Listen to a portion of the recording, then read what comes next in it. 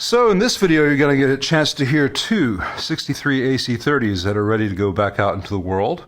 This first one needed the least amount of work. It needed a thorough cleaning, new electrolytics, some new resistors here and there, though in large part it's all original resistors. And aside from one film cap, all the original WEMA gold trophy foils. So it's a great sounding, fairly clean example. It's much cleaner now of a 63 AC30. And then you'll get to hear its brother in just a little bit. This one has all Albion across the board. I believe I will confirm that and put a graphic up if that's not right. And it's got both amps are going to be played with the same tubes. That's important. Some new old stock Mullards and Sylvanias and stuff through this Vox AC30 cabinet, which has two British Alnico Blues in it, and the 57 is going to be in the same place. All the settings are going to be the same as far as the recording goes. No big changes in the lineup. It's as much apples to apples as I can do. I debated going and getting another Ditto looper pedal, but I'm of two minds about that. It's nice to be able to repeat the exact same performance. So the only variation in theory is the amplifier.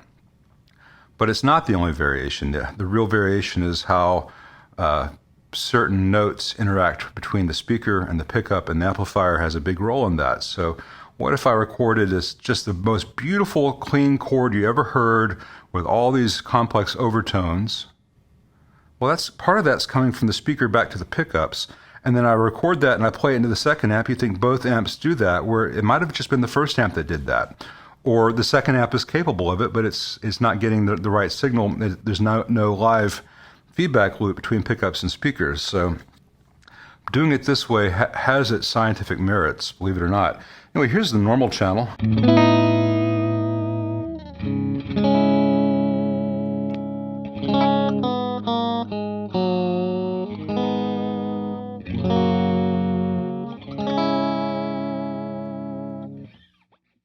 It's a channel that a lot of people never play because it sounds darker than the Brilliant channel, especially on AC30s with the top boost.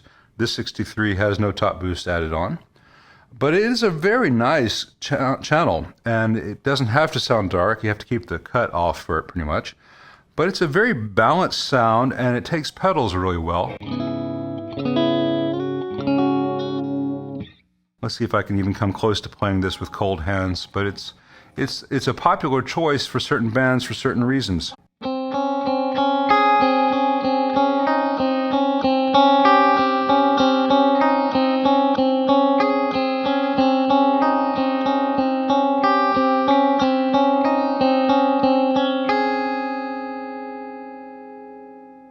That's really hard to play, and you don't even get to see my left hand. Those of you who know, and those who don't won't care, but that's a tricky little thing. But you got that minor second there. You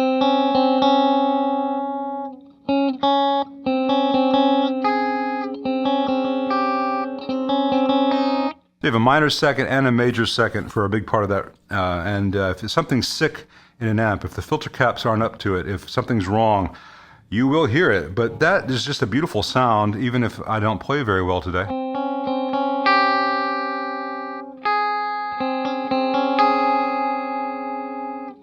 And that kind of complexity, the amp, especially if you turn it up a little bit, really sings. It starts to just, the whole thing sings is the best way I can put it, where you play something and it's just supporting you and it's pushing you along and you feel great. And imagine that with delay and reverb and talent.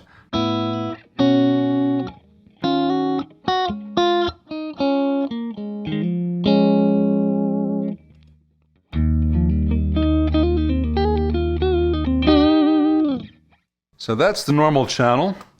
And if I go to the non-top boosted Brilliant channel,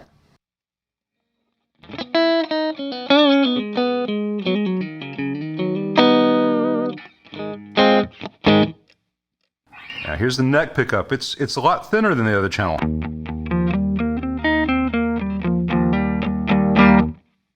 One of the tricks you can do with this, and you can do it on the top boosted version as well, is you can jumper the channels and bring in some of the lows from the other one. Works like a high watt or a Marshall that way. So here's without any normal channel added in.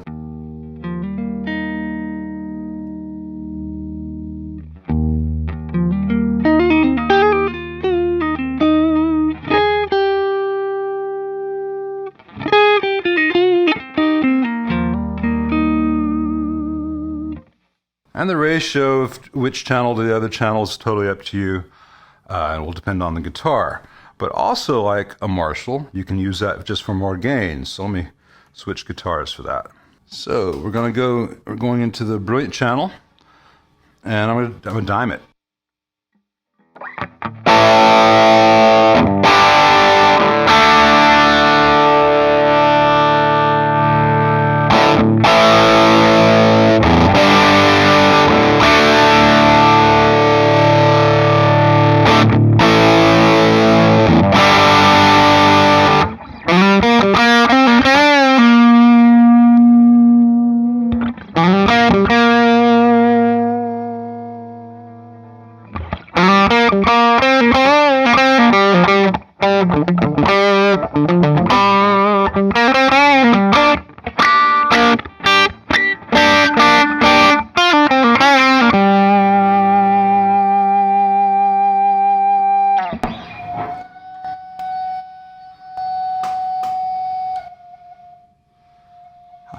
Oh, cool. One of the tubes is really singing along, too.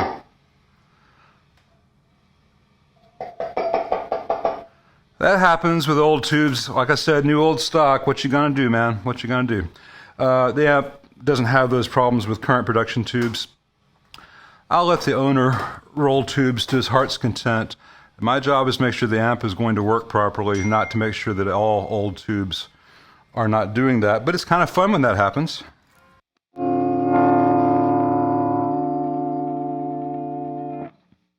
One of the tricks is you kind of want things that are almost microphonic in these amps, just on the verge of that. This one's just a little bit past that, but it just has such a nice thing.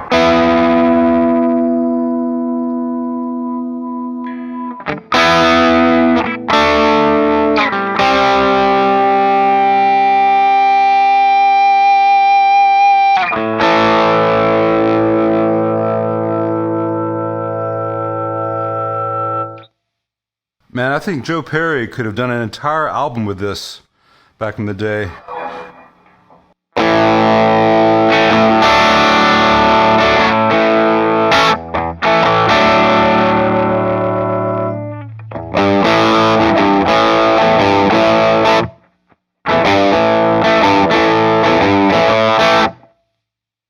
I don't really remember how that goes, but maybe if I had an 8-track and an El Camino, it'd all come back to me.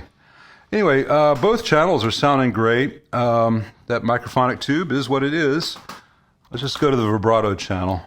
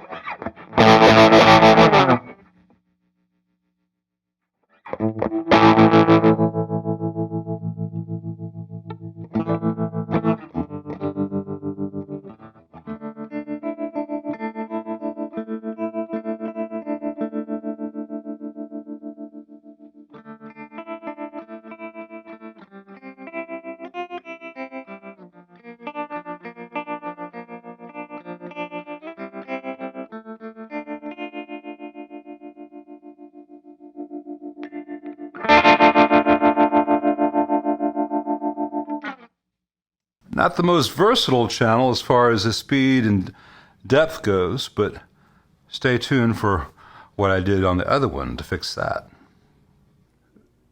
This is the second 63 AC30 that I was working on, and this one got a few more bells and whistles, both on the add-on top boost card, which we may add to the first one, depending on what the owner thinks after hearing these videos.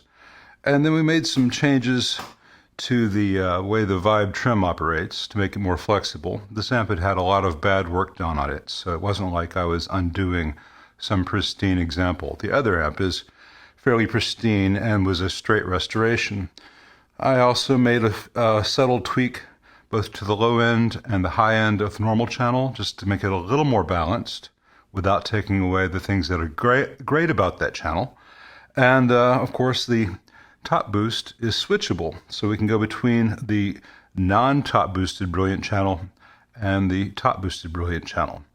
When I was done with this amp, or so I thought, I was very pleased with it. It really sounded very good. And then I finished the first one, and the first one just sounded a lot better.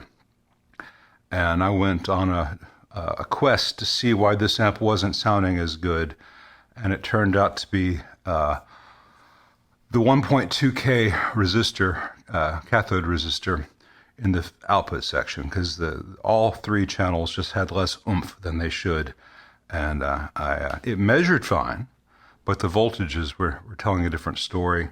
This is what a resistor measures out of circuit, with the amp off, and how it actually performs under load, and it just wasn't up to the task. But now it's sounding much better.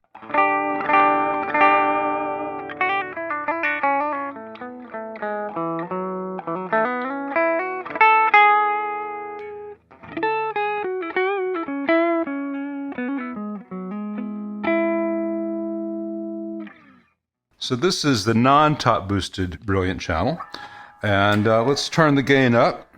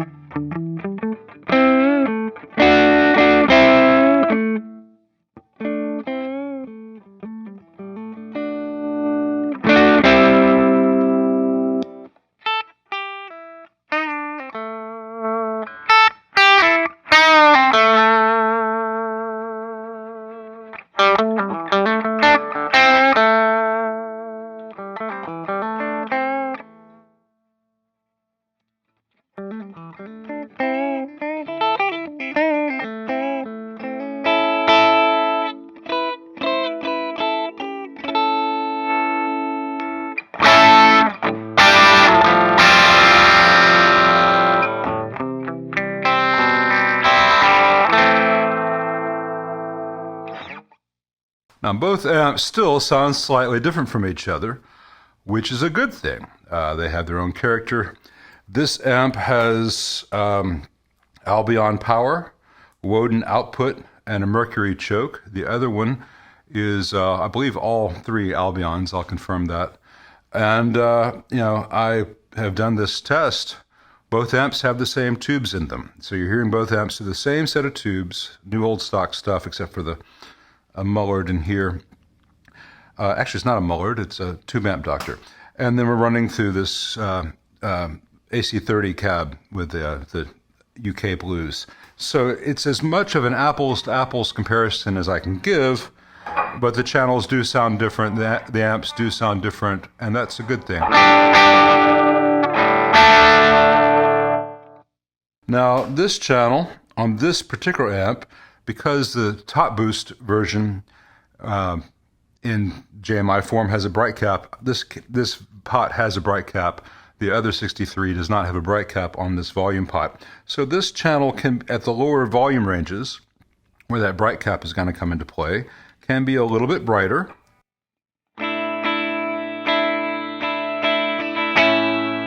But it's not nails on the blackboard bright, and you can tame that with the cut control.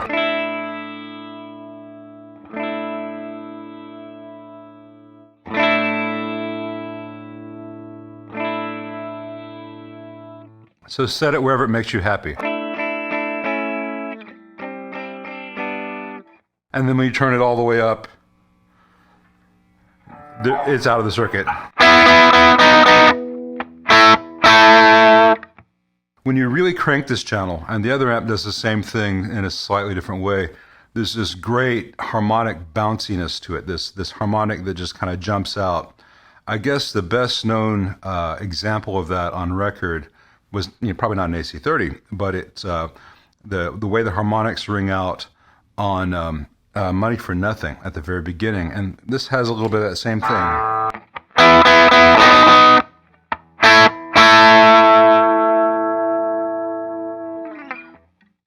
Less gain than the Knopfler track, the Dire Straits track, but still a nice amount of gain. And then you just do this, and you're to the top boost channel.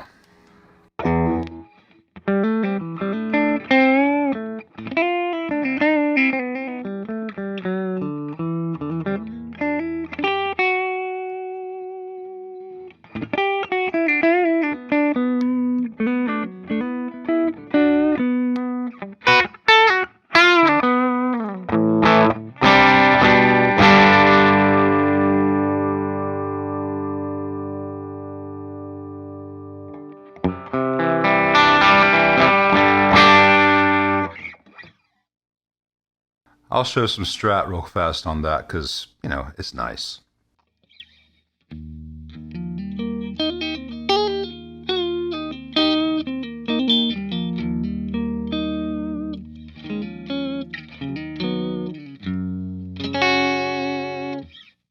Now, I've shown this in other AC30 videos, including one I think I did with this one a while back, but I'm going to show you what happens when you jumper the channels with a top boosted JMI AC30.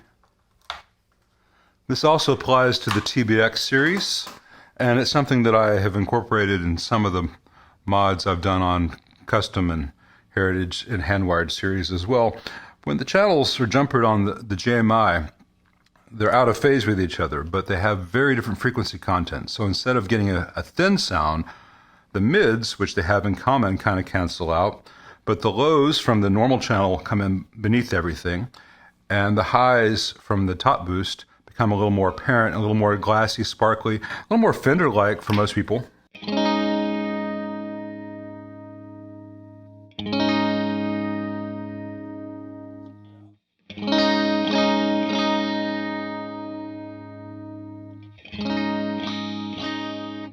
So you get a reverb pedal and this thing, and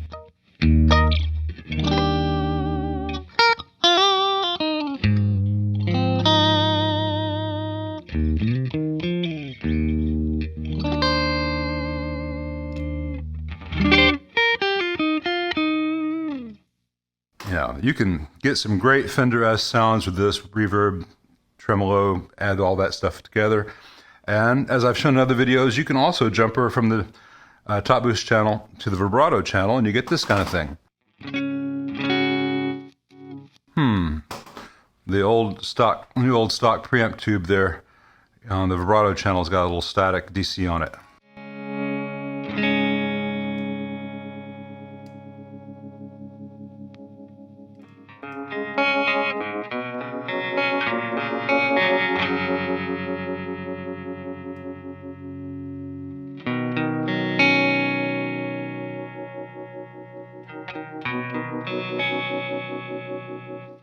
Now the phase between the top boost channel and the other channel will depend to a degree on whether you're in trem or vibrato mode. So here's vibrato mode. Here's trem mode.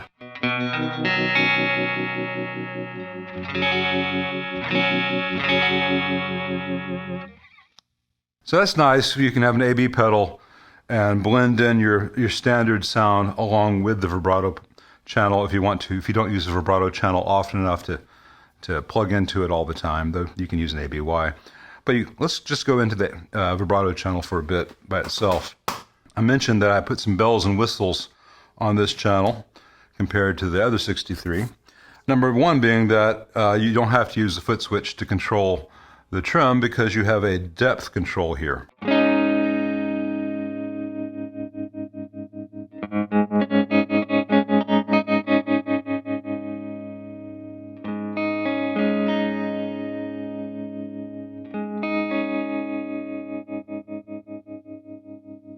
So you can go as subtle or as deep as you want. This is also a push-pull, which goes between vibe and trem.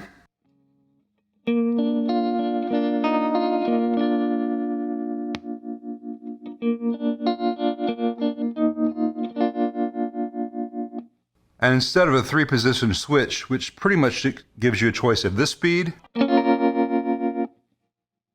this speed, and this speed,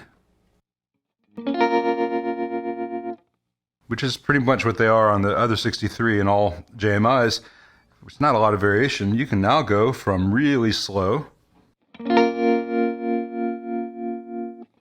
to fairly fast, getting up into the fake Leslie range.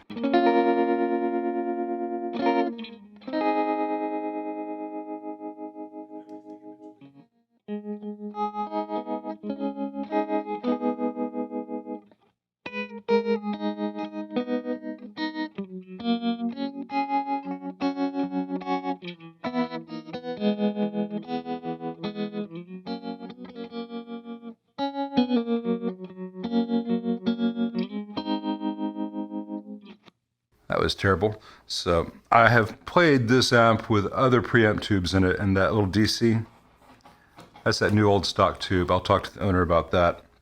Not all old tubes are any good, but this channel is now.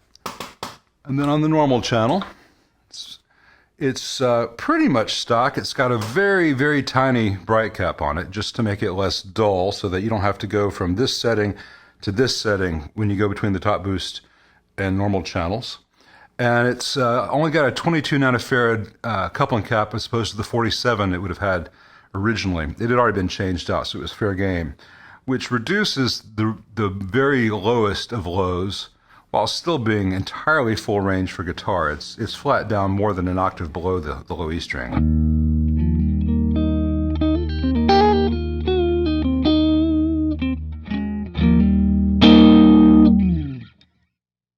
And that's really just a great sound. I've got to go back to the Les Paul for this channel. Sorry, I just got to.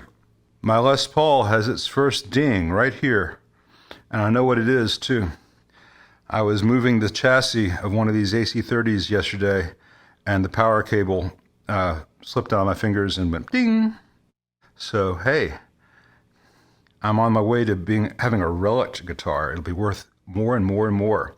But, you know, if the first battle scar is from a 63 AC30, so be it.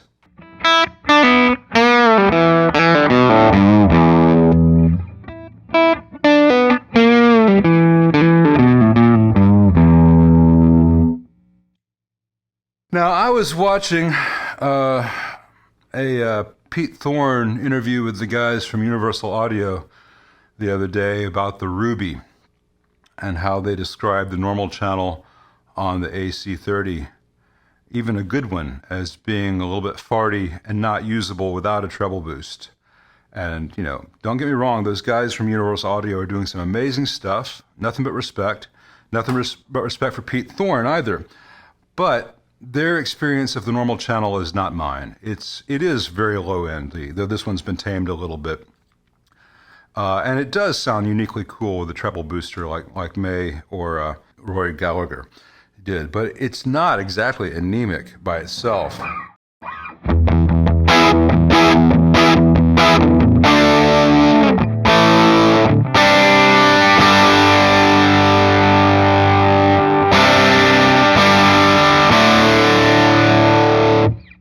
So, you know, that hum is because I'm sitting so close to the amp. If I was 10 feet away like I would be on stage, you wouldn't hear that. It's a really good sounding channel. And, you know, you roll your volumes down, just like a really good Marshall.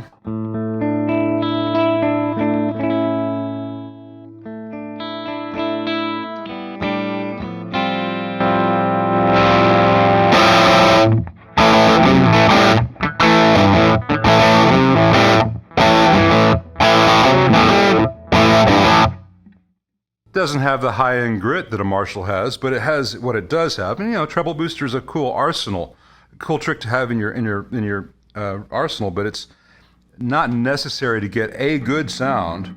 And you can blend the two channels in ways that I've already shown.